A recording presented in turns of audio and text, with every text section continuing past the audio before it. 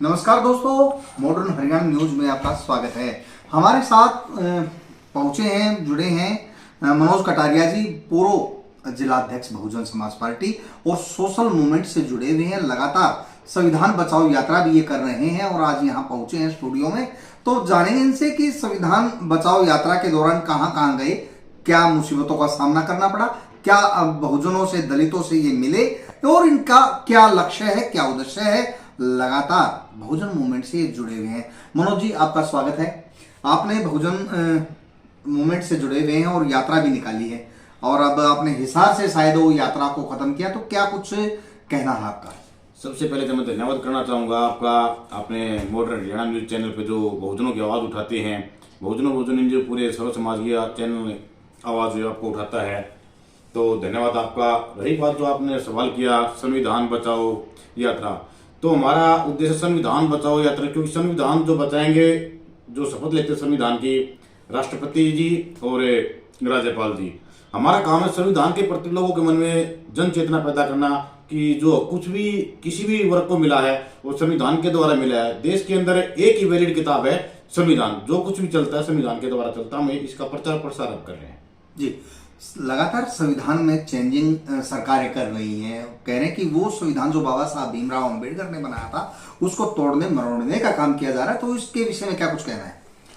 Sir, जब संवैधानिक आदमी, संविधानवादी आदमी जब पद के ऊपर आएगा तब सही मायने में संविधान लागू होगा। संविधान के अंदर ही सारी चीजें हैं, उसको कौन किस भावना से देखता है उसका काम जो सरकार चला रही है। का कहना है कि संवैधानिक आदमी ही संविधान की गरिमा को, महत्व को समझने का काम करेगा। लेकिन बात करें तो तमाम सरकारें संविधान के अनुरूप चल रही हैं मनोज जी, और संविधान को मानना ही पड़ेगा। किसी न किसी हर उपलक्ष्य में संविधान हमारे आगे आता है। हमारी एक मौलिक किताब है, एक हमारा कानून है। तो आप उसकी संविधान बचाओ यात्रा ही इसका नाम क्यों दिया आपने? सर, संविधान बचाओ यात्रा में नाम नहीं दिया हमने, संविधान जन जागृति कार्यक्रम यात्रा का नाम दिया इसको। और यही हमारी पूरे हरियाणा में मास्टर प्रवीण बख्शी जी के नेतृत्व में कार्यक्रम किए 22 के 22 जिलों में 11 दिन के 1 जनवरी से 11 जनवरी तक। आप बहुजनों के बीच में जाते हैं, वंचितों के बीच में जाते हैं, शोषितों के बीच में जाते हैं, सबसे बड़ी कठिनाई क्या आती है? कठिनाई कहीं भी नहीं आती हमारे को। हम सर्व समाज के बीच में जाते हैं, एससी के बीच में जाते हैं, ओबीसी के बीच में जाते हैं, उनको बताते हैं कि आपको जो कुछ मिला है, खासकर हम महिलाओं के प्रति जागृति चलाते हैं कि आप जो आज धर्म की अफीम के तहत आपको वापस गुलाम बनाया जा रहा है, जो आपका समानता का अधिकार संविधान के द्वारा मिला है, आपको उससे कौन लोग हैं जो गुलाम बनाने का काम करे? कौन लोग हैं? खुल के नाम लोगे? खुल के नाम जो मनुवादी व्यवस्था में चाहे कोई भी पार्टी सत्ता में आ रही है, वो महिलाओं के अधिकारों के प्रति नाम तो लेते कि हमने महिलाओं को बराबरी के लिए 33% आरक्षण हमने दे दिया, लेकिन जब उसकी गहराई में जाओगे आप तो आपको कहीं दिखाई नहीं देगा। वो 33% आरक्षण की बात मनोज जी ने कही, तो मौजूदा सरकार तो बीजेपी की सरकार है, तो आप खुल के नाम क्यों नहीं ले रहे? क्या कहाँ डर है? नाम तो सभी को पता है कि आज सत्ता में कौन बैठा है, प्रदेश में कौन बैठा है, देश में कौन बैठा है। सरकार जो सरकारें आज संविधान को बाईपास कर रही हैं। मनोज जी, कहीं ना कहीं भय है, डर है, आप खुल के नाम नहीं ले रहे। खुल के नाम समस्त सभी को पता है कि आज राज जो कर रही है भारतीय जनता पार्टी राज कर रही है, इसमें खुल के नाम लेने वाली कोई बात ही नहीं होती। अभी कुछ दिन पहले ही शंकराचार्य ने भी एक जाति विशेष पर टिप्पणी की है, क्या कुछ कहना है? सर, मैं एक बहुजन समाज पार्टी का जिम्मेदार नागरिक, कैडराइज कार्यकर्ता होने के नाते हम किसी का कटाक्ष नहीं करते। जो पार्टी गाइडलाइन होती है, जिन पार्टी को ऑथराइज है वो इसके ऊपर टिप्पणी करेंगे, मैं इसके लिए ऑथराइज नहीं हूँ।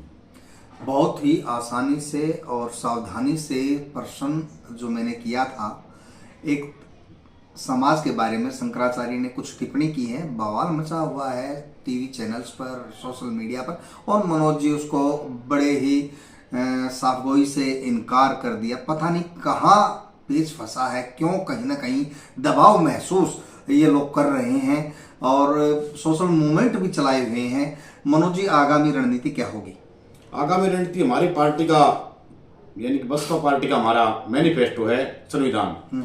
और पार्टियां अपना मैनिफेस्टो जारी करती हैं, सब का हम कहते थे हमारा मैनिफेस्टो हमारा संविधान है। जब हमारी सरकार पूर्ण रूप से दिल्ली गद्दी में बैठेगी तो संविधान के अनुरूप हमारी पार्टी नीतियां बनाएगी और संविधान को पूर्ण रूप से लागू करेगी।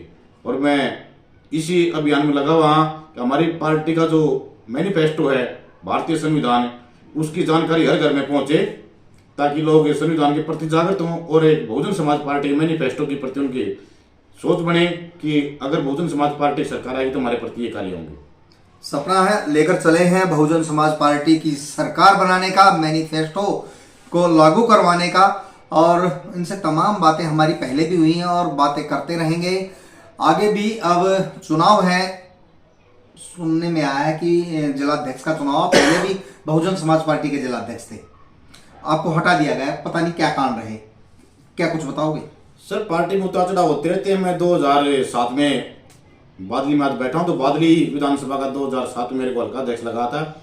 उसके बाद लगातार मूवमेंट में बूथ का अध्यक्ष भी रहा, मैं सेक्टर का अध्यक्ष भी रहा। पार्टी देखती रहती, पार्टी के लिए काम करते रहे, पार्टी ने देखा अभी काम कर रहे हैं।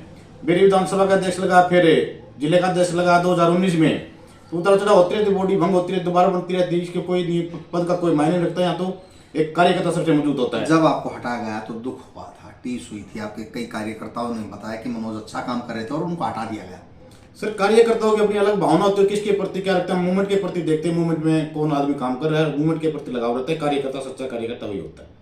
सच्चा कार्यकर्ता वही होता है जो बहुजन समाज पार्टी की मूवमेंट में काम करें, उसकी अनुपालना करें। मनोज जी, आप हमसे जुड़े, आपका शुक्रिया, धन्यवाद। नमस्कार, मैं राकेश कुमार, मॉडर्न हरियाणा न्यूज